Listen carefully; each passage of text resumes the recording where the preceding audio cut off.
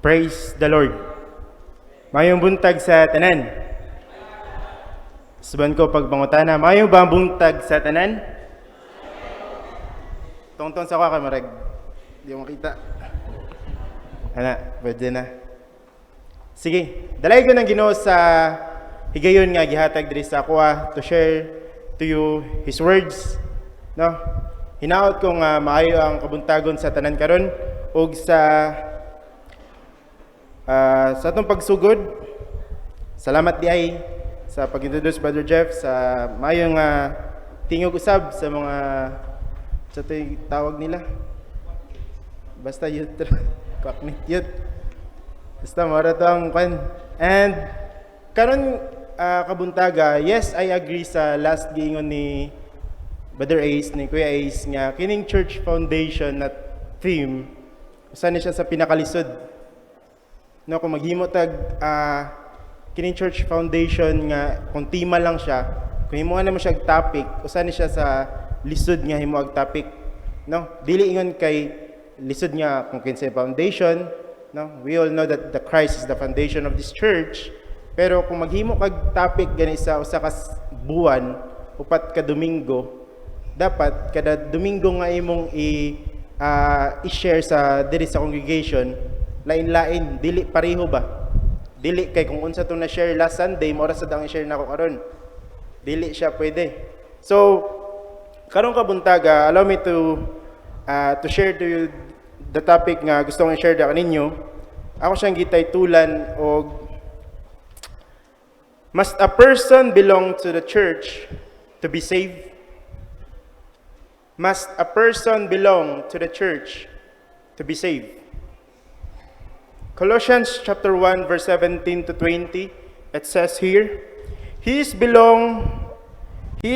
before all things, and in Him all things hold together, and He is the head of the body, the church. He is the beginning, the firstborn from among the dead, so that in everything He might have the supremacy.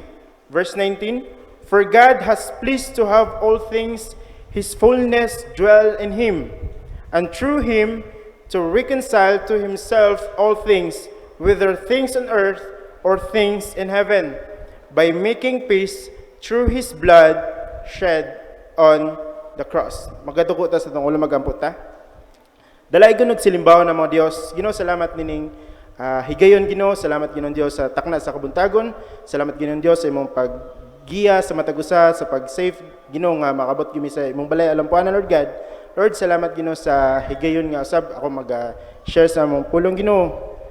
Ginoo, ikaw ta Ginoo sentro ning among bulhaton, ikaw ta Ginoo maghatag ka na lagit nung kaalam Ginoo sa pagsabot Lord God sa mga pulong.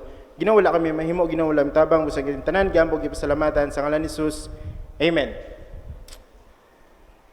The social gospel, kung quote and quote social gospel, kung naay social media, nasa ni social gospel nga ginatawag nila. So, social gospel has made it inroads that the thinking of the general public today. Kinsay nakadungog na ning doktrina nga magmaayo lang ka, buhatig maayo ang imong isig ka tao, ug wala na kay angay pang ikabala ka. Kinsay nakadungog ninyo ani nga be good to one another, be good to your neighbor, no? Magmaayo lang ka, maginhanatagon lang ka sa imong isig ka tao, ug wa na kay angay ikabala ka pa. Nakadungog na ba mo ani nga statement? Social gospel quote unquote. Nga ilang gi-share nga wala na kay laing buhaton, magmaayo lang ka. Maura na. No, this teaching has turned multitudes away from the Church of Jesus Christ, believing that morality will give them free pass to heaven. Believing themselves nga being in good moral, makahatag nag-free pass into heaven. No? Allow me to share to you this short story. Nga adunay magigala, he asked a question. Where is your church membership? Asa ka nga simbahan na membro? Asa ka na simbahan nga membro nga nakita niya ning tawhana maayo ni siya. Maayo ni siya nga tao siguro mayngon nato nga butan siguro siya sa komunidad nila ug iyang nakapangutana siya kung asa siya nga church na membro. And he answered, I am not a member of any church. Katong tawhana nga maayog binuhatan, iyang gitubag, I am not a member of any church. Di ko membro basin asa pa nga simbahan. Wa ko nabilong ana. And the man questioned, continue, have you ever thought much about becoming a Christian? And he answered in surprise. Siyempre, ang iyang gitubag, oh, Kristohanon man ko. I am a Christian, and I don't think a person has to belong to the church to be saved. And I believe a person can live a good life even though he has never been inside the church building. Ganiya kung namo sa Bible study, kung inani kadaghan ang Bible study, ganiya, nindot kay siya topic, ganiya, doon na ako sa baba na mati ko, pero ang Bible study, kung ako ganay mong message dire, murag, mag-ana jud among sa Bible study ba, murag, na-jud bitay ka ng kapareho, nga makuyawan ko kay, basig mo na ni topic ron, Bible study na ganiya. So, pero ang Bible study nila ganyan, nag-isulti sila church building, no? Church nga ang tao, ang kita mismo, kita ang church, because ato na matakol karon. So, ang tubag sa tao, Kristohanon siya, and nagtuo siya, nga dili, ingon nga, para ang usa ka tawo maluwas, dili na angay, dili na kinalanon pa ang church. Ang kuan ako diri nga church is kining kuan ba? Kita. No? Dili na kinalanon ang church. And he agreed that a person can live a good life without ever going to church, but added that Christianity was more than a standard of morals. Christianity was more than standard of morals. Daghan karon inani sama sa lalaki. Magunaw na lang sila maayog binuhatan, dili na sila angay pa, wala sila angay pa ikabalaka, dili na sila wala silang gikinahanglan pa og simbahan nga adtuan, og simbahan nga mabilong. And kining tawhana sama sa lalaki nga nay panghunaw na inani, no, nga makahimog big confusion about morality and Christianity. About morality and Christianity. Sa iyang hunaw na ang morality ug ang Christianity pareho ra. Ang iyang panghunaw na ang morality ug ang Christianity usara. So he was a good man, yes, but he had never accepted Christ as his Savior, and therefore he was not a Christian. Gi-accept niya siyang kagalingon nga Christian siya tungod kay nagbuhat siya maayo, butan siya siyang panimalay, butan siya sa ilang komunidad, and he claimed to himself that he's a Christian. Tungod kay maayo ang iyang moral. And remember this, that the name Christian means belonging to Christ. Dili ni siya makuha lang kung Christian ka, Kristohanon ka, kung maayo kag binuhatan sa imong kinabuhi, kung butan ka sa imong kinabuhi, matawag na kang Kristohanon. Because the word Christian means belonging to Christ. A man may be good morally, but he is not a Christian unless he belongs to Christ. Siguro Christian lang yung pangalan. Literal nga Christian, ang say apelyido nga Christian. Basta ang first name niya Christian. Pero dili niya maklaim nga Kristohanon siya unless he belongs to Christ. Amen ba? Amen. So, now there is a growing conception today nga that the church membership is unimportant. Di na daw ni importante. Di na daw importante nga mabilong ta sa church, no, sa iglesia. Di na daw ni siya importante nga kanang konsepto karon sa mga tao ba nga kana bitaw mga over na sa ka-bright. Kanang nasubra na sa ka-bright. Naghimo na lang pud sila ilaha nga doktrina. So, mainly including some preachers think it is smart to speak unfavorably concerning the church. Many statement that the church has nothing to do with one's salvation. That the church has nothing to do with one's salvation. Let us never forget that the church is God's only divine soul-saving institution. God's only divine soul-saving institution. And let us not forget that the church was purchased with the precious blood of the Lord Jesus Christ. And this alone makes it worthful. Makining simbahan, that the church was purchased with His precious blood. So balik ta sa topic karon. So deduction lang to siya na gamay, o gamay lang sa siguro nga time nga ako magamit ron kung na kuan mo na time dira sa likod o wala pa nakabit sa akong record. Siguro ako ra say magbit sa akong kagalingang record. Kung ibit na ako akong 15 minutes, bit sa now mga 14 minutes and 59 seconds. Nabit ra na ako Japan na siya akong record. So, balik ta sa pangutana. Must a person belong to the church to be saved? Must a person belong to the church to be saved? Una, every saved person is a member of the Church of Christ. Amen ba? Every saved person is a member of the Church of Christ. To be saved is to be in Christ. Amen. To be saved is to be in Christ. Therefore, this is to say that there is no salvation outside Christ. Gawas ni Kristo, wa na ilain pang kaluwasan.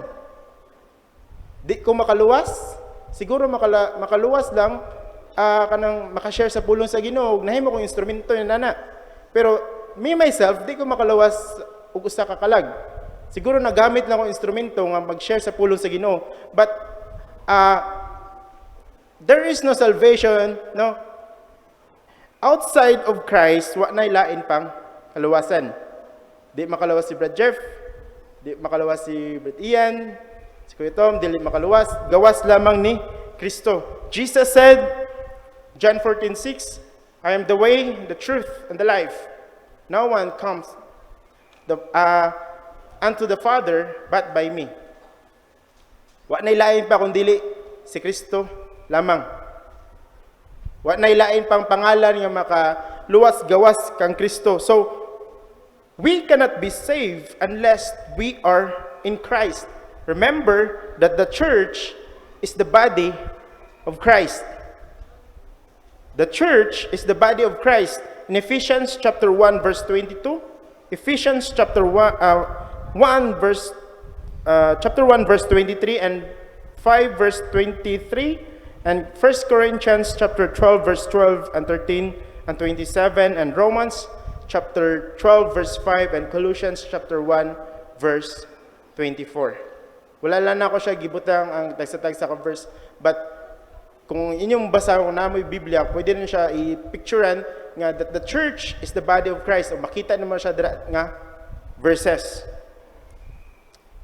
The church of Jesus Christ was purchased with His own blood. In Acts 20 verse 28. The blood of Christ cleanses us from all sin. 1 John chapter 1 verse 7.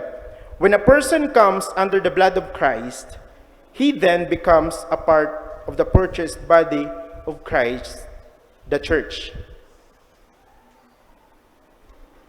When a person comes under the blood of Christ, he then becomes a person, a part of the purchased body of Christ, the church. Part na ta sa body ni Kristo, which is the church. Because mo nagingon nga, the church is the body of Christ. Once ikaw gipalit na, no? Kung sige, ako na lang siyang papadayon. Kinaraman siya dito sa boss. The divine and true church of Christ is God's means of saving men and preparing them for eternal life. The church composed of the redeemed. Mga niluwas. Last month siguro nagtopic ta og redeemed. Nagtopic ta og redeemed. So the church is composed of redeemed. Kita. The church composed of redeemed. Kita mga niluwas. No? Amen ba? Amen. When a person is saved, the Lord immediately adds him to the church. Acts 2:47. Kinsay mo add? Ang Ginoo. No? When a person is saved, the Lord immediately adds him to the church. Therefore, every saved person is the member of Church of Christ. Iglesia diha ni Kristo. The church shall be presented to Christ in heaven as including all the redeemed of ages. In Ephesians chapter 5 verse 25 to 27. So, duha lang ni siya ka punto kung gusto kong i-share da kaninyo. Ug ikaduhang punto, the marks of the Church of Christ. The marks of the Church of Christ. Jesus is the sole and sovereign head. Same verse, Ephesians chapter 1, verse 22 and 23. The name is one which exalts the head and the Savior. Acts 11:26, 1 Peter chapter 4, verse 16, and Romans 16:16. The name is one which exalts the head and the Savior. Dili kay si Kristo ang ulo sa inyong simbahan, pero ang manluluwas lahi. Dili kay si Kristo ang inyong ulo, pero kung maluwas mo, dapat memorize niyo yung pasugo. Dili ingon nga si Kristo ang ulo sa inyong sa church, pero dapat natay buhaton nga gisulti sa tao nga dapat natong sundon. The name is one, exalt kung kinsa tong head, more sa to ang Savior. If the head of the church is Christ and the Savior is Christ, Jesus Christ, and the rule of faith and practices is God's inspired. In 2 Timothy chapter 3:16 verse 17, kining mga bersikulo ganiha naani sa Bible study. No, kitag sa tagsa nila nagsulti kining tanan kana Ephesians. Basta tanan nga verse siguro nga ako nasulti sa Bible study ganiha.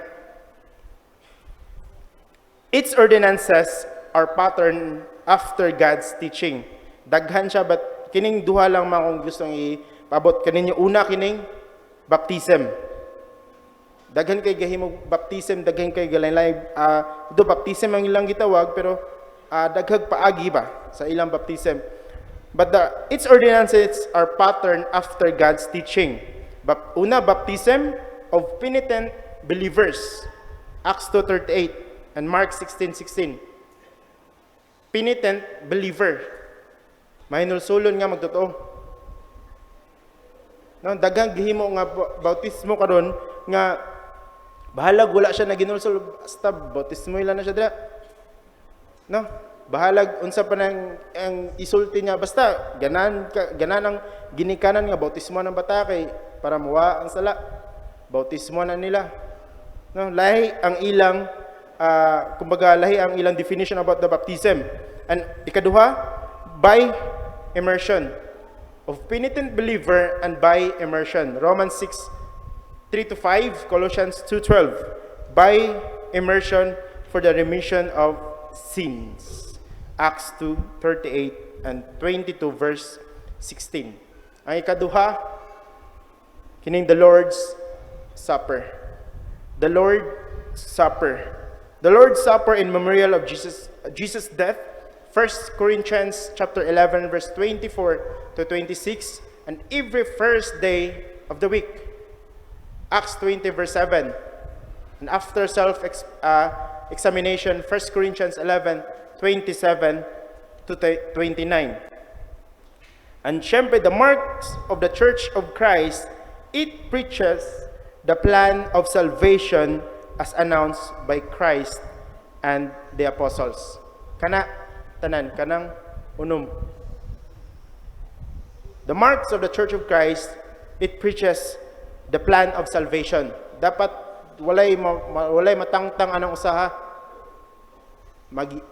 Hearing, kung dili pa ka magtotoo, syempre kung saan mo pagkadungog kung walay magwali.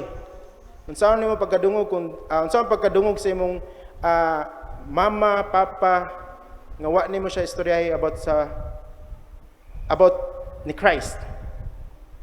First, hearing Romans 10:17, believing Mark 16:16, repentance Luke 13:3, confession of faith in Christ in Matthew 10:32 and 33, Romans 10:9 to 10, baptism Mark 16:16, Acts 2:38 and 1 Peter 2:26. And lastly is faithfulness. Matthew 10:22. Dili lang ta kutob sa pagbautismo. Dili lang ta kutob diyan ang bautismo lang. Number 5. Dapat kana jud tanan magkinabuhi kang Kristohanon maayo, no? Dili lamang kutob sa pagbautismo. Once baptized na ka, di na ka masimba. Okay na to. Dito ramang kutob ang gitudlo. Ang bautismo maluwas, okay na. Fights na, nanakoy kuan. Nanakoy ticket ng Jewel. No, nakay insurance daw. Pero dapat magpadayon ta sa atong kinabuhi nga Kristohanon. So, nabidyo na akong record. Ewa di ay. For my conclusion, can a person be saved without becoming a member of the church? Can a person be saved without becoming a member of the church? Sama ra ka mag-stulti nga kanang unang akong kan, a student who will not go to school. Mahimo ba ang sa katawo estudyante siya kung wala siya nagdag eskwelahan? Matawag ba siyang estudyante man ko? Balong basa. Pero wa jud ka nagdag eskwelahan. No. Ikadua. And second, a soldier who will not join the army. Sundalo ko pero wala ko nag-enroll ka ng PNP. Pwede mo kung mahimong sundalo siguro kay kapusil mo ka usa. Di na siya pwede jud, di na siya mahimo nga matawag ka sundalo kung wa ka ning sulod sa army. A citizen who will not pay taxes and will not vote. And a salesman who has no customers. Pwede ba ka mahimong salesman ka pero wa kay customer? No, matawag ba kang salesman kung wa kay customer? O a businessman on a deserted island. Bisyante kayong dako, nakakasa, way taong puyo dito yung kuha na to, desertuwa to. At sa mga negosyo mo, kinsan pa yung palit sa mga negosyo. Di siya siguro ka mahimong tama, businessman ko brad, asa yung negosyo brad. To sa, kuhan, maligya og balas. Maligya og balas, pero wa po yung namalit. Basta, palitan ninyo, negosyante ko. And lastly, an author without readers. An author without readers. What we mean to say is that when a person becomes a Christian, as is saved, the Lord adds him to the church, the Lord's body. Now, the message of the church is the message of salvation. The message of the church is the message of the salvation. we are not interested in we are interested in salvation of souls, not in church journers only. We proclaim not the term of the church membership, but the terms of salvation. We beg of you to claim Christ as your Savior today, obey Him, and God will add you to His church. Dalaygon ang Ginoo ug maayong buntag sa tanan.